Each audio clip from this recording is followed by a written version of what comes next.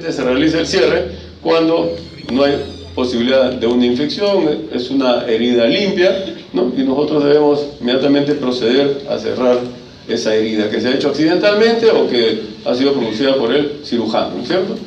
Utilizando la sutura y los puntos y los nudos que ya ustedes han aprendido, y la asepsia y la limpieza de la herida y todo. En el caso del cierre secundario, estas aquí son heridas generalmente potencialmente infectadas o que pueden estar infectadas y que uno no puede cerrarlas en ese momento, ¿no? Algunas mordeduras que se infectan o algunas heridas que no han recibido atención inmediata, uno las ve y las encuentra que tiene un lecho sucio, que está con secreción, es mejor no cerrarlas porque luego se van a abrir. Entonces aquí hay en el cierre primario vamos a obtener un cierre más o menos estético, ¿no? Y si seguimos las líneas de tensión del ángel, con mucho mayor razón va a quedar que ni se va a notar. Aquí, en este caso, el cierre secundario, el resultado es menos estético, menos favorable, ¿no? Si lo dejamos que cierre por segunda intención. Generalmente, aquí tenemos los tipos de cicatrización por primera intención, segunda y tercera intención. Primera intención, producida la herida, cerramos con puntos, ¿no es cierto? Cerramos con puntos, no hay problema de infección, nada, cerramos y cicatrización primaria o cicatrización de primera intención, estéticamente queda muy bien, ¿no? Hay plano por plano y no hay ningún problema, ¿no? Los bordes, hay poco edema, no hay, las heridas están afrontadas adecuadamente y la cicatrización es mínima. Y como le digo, si siguen las líneas de tensión, en buena hora mejor va a quedar estéticamente. La secundaria es ya cuando hay una herida infectada, acá cuando el lecho o los bordes están infectados, entonces empieza la cicatrización desde el fondo y de los bordes de la herida hacia arriba, ¿ya? Entonces va cicatrizando desde las capas más profundas hacia las capas más superficiales. Entonces, y luego esta cicatrización no va a ser estéticamente tan favorable como la primera, ¿no?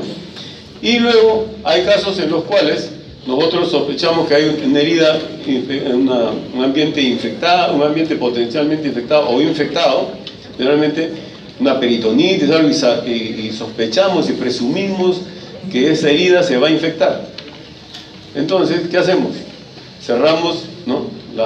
El peritoneo, la aponeurosis, cerramos y dejamos la herida abierta por 3, 4, 5 días, ¿no? Y en esos días hacemos una limpieza prolija, una corrección, está limpia la herida y en ese momento recién procedemos al cierre. Después de unos cuantos días que permanece abierta, se procede al cierre, se limpia, se lava, hasta que luego después se hace el cierre por planos, ¿no? Y va a cerrar sin infección, no va a haber infección, no se va a volver a abrir y también tiene un efecto, es mejor, el cierre en este caso es mejor que el que hablamos de la cicatrización secundaria. La cicatrización secundaria va a dejar más huellas, ¿ya? Cuando tenemos una herida, como tratamiento, ¿qué debemos hacer? ¿Qué debemos hacer? Primero que nada, debemos controlar si es que hay hemorragia, si es que hay sangrado, primero el sangrado, ¿no? No debemos mover a un paciente, no debemos llevar a un paciente en el caso de una herida que esté un accidente o en la casa, qué sé yo, mientras no hemos controlado el sangrado. Hay distintas formas de controlar el sangrado. La más frecuente, la más adecuada cuando uno está en una situación que no es un ambiente hospitalario, quirúrgico, de atención, es la compresión directa, ¿no? Compresión directa sobre la herida, ¿no? Y si se moja, pues ponerle otra más, hasta que se detenga, se controle y luego proceder al traslado. Entonces lo primero es controlar la hemorragia. Si estamos en un ambiente hospitalario, hacemos la hemostasia de la zona y luego, ¿qué hacemos? Le colocamos anestesia, ¿para qué? Para hacer un lavado, eliminar los cuerpos extraños, lavar la herida para evitar la infección. Entonces le ponemos un poco de anestesia, ¿no? Y luego procedemos a hacer el lavado. El lavado es otra de las cosas muy importantes en el manejo de una herida. El lavado, si ustedes pueden demorarse 10, 15, 20 minutos lavándolo, es mejor. ¿Por qué? Porque con eso va a granular mejor y va a cerrar y va a cicatrizar rápidamente. Después del lavado hay que sacar los tejidos desvitalizados, que ustedes vean en la herida. Si hay un tejido que está, por ejemplo, si hay un tejido que está colgando ahí, que está, solamente tiene una pequeña base que lo sostiene, ese tejido se va a necrosar porque no tiene vascularización. Eso hay que sacarlo, hay que limpiarlo, ¿ya? Y luego después proceder a la sutura de la herida, ¿no?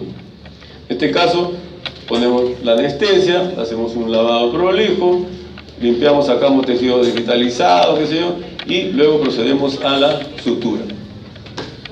También asimismo, en determinadas, como hemos dicho, en determinadas heridas hay que usar antibióticos profilácticos. ¿Qué debemos observar en los antibióticos profilácticos? Hay que tener en cuenta que si nosotros no hemos hecho los pasos que les mencioné anteriormente, ningún antibiótico va a cubrir una mala cirugía, como dice acá. El antibiótico no va a protegerlo de la infección si nosotros no hacemos una buena limpieza, un lavado prolijo, con suero fisiológico de la herida. Retirar todos los cuerpos extraños, ¿no? Coágulos que estén ahí, también hay que retirarlos porque puede ser que debajo esté algún vaso que vaya a sangrar posteriormente, ¿no? Entonces hay que lavar bien y luego proceder recién a la sutura, ¿no? Después hay que seleccionar, si uno va a utilizar un antibiótico, hay que seleccionar adecuadamente el antibiótico de acuerdo a los estudios a los estudios que se realizan generalmente en todos los centros quirúrgicos, en todos los tópicos. Hay cultivos, se realizan cultivos y vigilancia epidemiológica de las infecciones más frecuentes que hay o de los gérmenes más frecuentes que hay. Entonces, por lo tanto, de acuerdo a las guías y protocolos, a las guías de práctica clínica y protocolos que hay en la institución, utilizar los antibióticos. Cada institución tiene su guía de práctica clínica y adopta para el manejo de la profilaxia antibiótica. Hay que utilizar el antibiótico el antibiótico más efectivo contra el patógeno que sea más frecuente o que sepamos que hay ahí en esa zona, ¿no? Generalmente se debe administrar un solo antibiótico, aunque nosotros a veces damos hasta 2, ¿verdad? Dependiendo del tipo de herida que tengamos. El antibiótico debe ser administrado previo a la cirugía, 30 a 60 minutos antes de la cirugía, durante la inducción anestésica, ¿no? Durante la inducción, salud. La vida media de este antibiótico debe ser lo suficientemente larga como para que el antibiótico se mantenga en concentraciones inhibitorias máximas durante toda la cirugía. La dosis que se administra debe ser igual a la dosis terapéutica. Si la operación dura más de 4 horas o durante el acto quirúrgico se ha necesitado hacer transfusión sanguínea o si ha habido una hemodilución durante el acto operatorio, es necesario administrar una segunda dosis, ¿ya? La profilaxis se usa 30 a 60 minutos antes de la cirugía y hasta por un máximo de 24 horas, no más allá de 24 horas. Debe utilizarse el antibiótico, como dice, menos tóxico, el que dé menor resistencia bacteriana para que evite la aparición de cepas resistentes también, porque el uso continuado de antibióticos también va a crear nuevas cepas o cepas más resistentes, ¿no?, a ese antibiótico. Y esto es lo que decíamos, que debe ser 30 a 60 minutos y que debe cubrir los patógenos más comunes. Debe ser administrado por vía endovenosa, máximo por 24 horas y en dosis única. Acuérdense eso porque eso es pregunta de examen, ¿no, doctor? Sí. Ya. Y en caso de que haya sangrado, sea mayor de 1500 mililitros, o que el tiempo operatorio sea mayor de 4 horas, o una hemodilución mayor de 15 mililitros por kilo, también se debe administrar una segunda dosis. Y debe tenerse en cuenta que los antibióticos deben ser de toxicidad baja, no deben provocar la menor cantidad de alergias en las personas, utilizar antibióticos que sepa que no producen alergia, ¿no?, y que provoquen poca resistencia bacteriana. En las cirugías abdominales, llámese esófago, estómago, tracto biliar, de acuerdo a los gérmenes que se encuentran, el estudio que se hace, se utiliza ya sea para anaerobios o para aerobios los distintos antibióticos. En cuanto al antibiótico profilaxis, en las heridas limpias no está indicado el antibiótico profilaxis. El riesgo de infección es bajo en esta cirugía limpia, salvo en la herniorrafía inguinal, ¿no? Pero en las heridas limpias, teóricamente no está indicado el antibiótico profilaxis. Ustedes hacen una buena limpieza, un lavado prolijo de la herida y lo cierran con toda la técnica y la asepsia necesaria, no debe infectarse la herida. En el caso de las heridas limpias contaminadas, ¿no? Sí hay una incidencia de infección relativamente alta. Por lo tanto, está indicado el uso de antibióticos profilaxis. Por ejemplo, las operaciones de vías biliares, vías digestivas, ¿no? Deben utilizarse antibióticos profilaxis. Cuando la cirugía es contaminada, como la cirugía o sucia, donde hay pus, donde hay contenido intestinal, también, ya no se considera el uso de antibióticos profilácticos, ya no son antibióticos profilácticos, hay que dar antibióticos en forma terapéutica, ya como tratamiento. En ese caso debe darse un esquema ya de tratamiento antibiótico, no profiláctico. ¿Qué se busca con la antibiótico profiláctico? Se busca reducir la incidencia de infección del sitio operatorio, ¿no? Minimizar el efecto de los antibióticos sobre la flora normal. Y este uso de antibióticos se hace basado en los estudios y en unos niveles de evidencia, ¿no? Que son realizados en base a los trabajos que se hacen en las distintas instituciones a nivel mundial y que permiten que uno pueda, basado en esa evidencia, administrar antibióticos en forma profiláctica. Esto es en base a recomendaciones que están en categorías, se dividen en categorías A, B o C, y que representan la fuerza de la evidencia según los niveles de estudio. Nivel 1, que ya ustedes saben todo esto, nivel 1, estudios clínicos, nivel 2, randomizados, controlados pequeños, los otros son grandes. De acuerdo a eso, se va a utilizar, ya sea en cirugía colorectal, es tremendamente recomendado, cirugía biliar abierta también, ¿no? En el caso de cirugía herniaria con malla también, pero en un nivel más bajo por la colocación de la malla, ¿no? Siempre debe hacerse.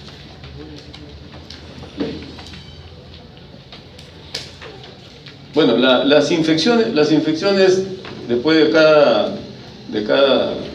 cada cirugía se presentan a nivel de la herida y estas pueden ser superficiales o profundas, ¿no? O también de espacio o de órgano operatorio, ¿no? Y de acuerdo a ello vamos a hacer siempre diariamente, después de la operación, tenemos que evaluar al paciente y revisar la herida, ¿no?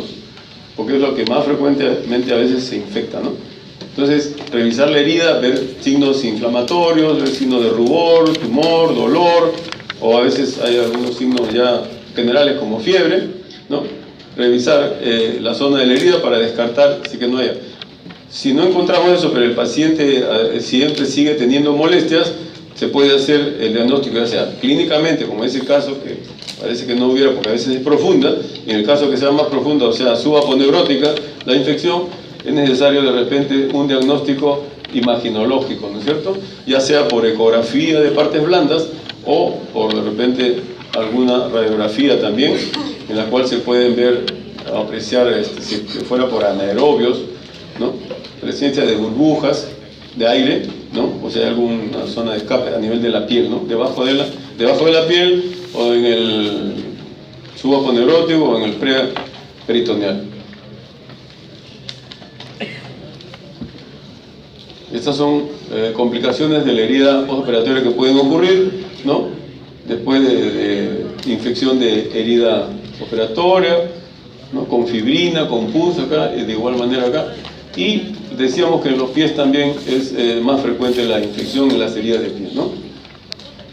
Como prevención, les decía, para evitar que posiblemente la herida se vaya a infectar, es necesario fundamentalmente hacer ¿qué?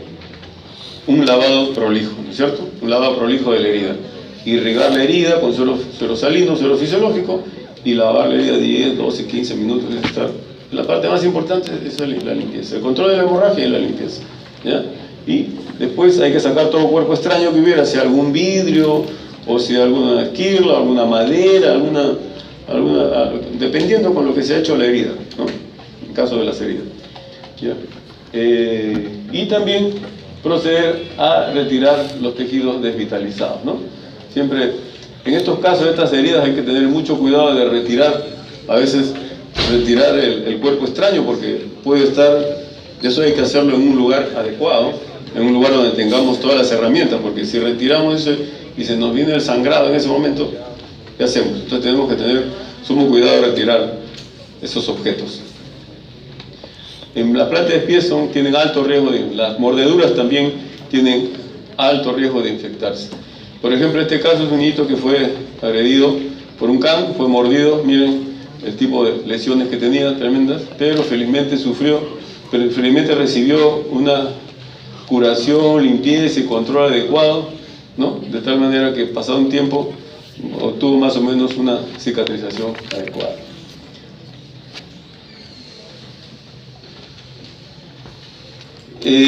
Hay heridas que se producen por objetos punzantes, penetrantes, objetos que están oxidados, objetos que están mucho tiempo ahí, no son objetos limpios, y que accidentalmente se producen, penetran en el cuerpo, en el organismo. Entonces, que son producidas, como digo, con objetos sucios. Entonces, es necesario pensar en estos casos en el tétano, ¿no? Entonces, esta es una herida profunda, una herida con un objeto infectado probablemente, o que ya está oxidado, qué sé yo, es una herida probablemente tetanígena, ¿verdad? Entonces, hay que tratar de prevenir esta infección, ¿no? La infección por el tétano. Entonces, es necesario aplicarle, ¿qué cosa? La inmunización antitetánica, ¿no? A través ya sea de la inmunoglobulina o a través del toxoide, dependiendo si ha sido vacunado previamente 10 años, durante un periodo de 10 años, o si tiene más de 10 años o no se acuerda si ha sido vacunado o no, hay que seguir un esquema de vacunación. ¿Qué cosa aplicamos? Inmunoglobulina tetánica o toxoide tetánico. Inmunoglobulina tetánica humana o inmunoglobulina tetánica, hay inmunoglobulina equina también, ¿verdad? Entonces cualquiera de los dos podemos usarla, y el toxoide tetánico también. ¿Cuánto aplicar? En el caso de inmunoglobulina tetánica, aplicar 250 unidades internacionales si es de origen humano, y de 1500 a 5000 si es de origen animal. Y el toxoide es aplicar 0.5 mililitros, medio mililitro, que es una ampollita intramuscular. Ambos intramuscular se aplican para evitar. Uno es inmunización, ¿no? Este es inmunización. ¿Qué tipo de inmunización es? A ver, ¿qué tipo de inmunización es cuando aplicamos inmunoglobulina? ¿Es pasiva o activa? Levante la mano. Pasiva. ¿Quién levanta la mano? Nadie. Pasiva. Bueno, yo les digo entonces. La inmunoglobulina es inmunización pasiva. El toxoide, que sí despierta el recuerdo, en las personas es activa. O sea, es su propio organismo el que va a producir las defensas, ¿ya? ¿Ok? Estás grave. ¿Ya ustedes saben eso? Estás grave, Chinato. Entonces, por ejemplo, si nosotros tenemos una herida limpia o una herida contaminada, potencialmente tetanigénica, y el paciente, ¿no?, hace menos de 5 años que ha sido vacunado, no le ponemos ningún tipo de vacunación o inmunización antitetánica. Si hace menos de 5 años, tiene su carnet, su vacuna, se acuerda que lo han vacunado, todo, no necesita. ¿Por qué? Porque el recuerdo está ahí permanente, la memoria está ahí. Si es vacunado entre 5 años, pero menos de 10, en este caso de herida limpia, ¿no?, hay que darle su refuerzo de toxoide, y en caso de herida contaminada, igual. Si el paciente hace más de 10 años que ha sido vacunado, aunque la herida sea limpia, ¿no?, hay que darle su dosis de refuerzo. Y si es contaminada, hay que darle las dos, tanto el toxoide como la inmunoglobulina. Se queda inmunización activa e inmunización pasiva, las dos. Y si el paciente no ha sido vacunado, pues hay que empezar su vacunación hoy, a los 30 y a los 60 días, ¿no es cierto? Y también, si la herida es sucia o está contaminada, perdón, también igual, la vacunación de 250 en ese momento. Hay que darle la inmunoglobulina, o sea, la gamma globulina, la vacunación pasiva y la vacunación activa. ¿Por qué? Porque aquí es potencialmente tetanígena, por lo tanto hay que darle esto. La gamma globulina actúa inmediatamente, es una, ¿no es cierto?, es una inmunoglobulina que actúa en los primeros días, ¿no? En cambio el toxoide, como es de recuerdo, empieza a funcionar después de la segunda semana más o menos. Empieza a surtir efecto. Por lo tanto, en esos días puede aparecer esta infección. Entonces es necesario que le demos su inmunoglobulina para evitar que le dé el tétanos. Bueno, en cuanto a los antibióticos, en cuanto al manejo de la herida, el tratamiento está basado en lo que les decía, la limpieza, lavado prolijo, ¿no es cierto?, la hemostasia y la administración de antibióticos ya en forma terapéutica, ¿no? Cuando son heridas por mordeduras, podemos dar amoxicilina con ácido clavulánico, que le aumenta la potencia, o cuando son alérgicos a los beta-lactámicos, se puede dar metronidazol, claritromicina o clindamicina, ¿no? Cuando utilizamos la profilaxia hay varios riesgos, ¿no? De todas maneras se presentan, no está exento de riesgo. Uno de ellos es que aparecen cepas resistentes, pueden haber sobreinfecciones, hay reacciones alérgicas. El cirujano, pensando de que como va a usar el antibiótico, ¿no?, va a utilizar el antibiótico va a cumplir la función que él no está cumpliendo, entonces descuida el tratamiento de la herida, no hace una buena asepsia.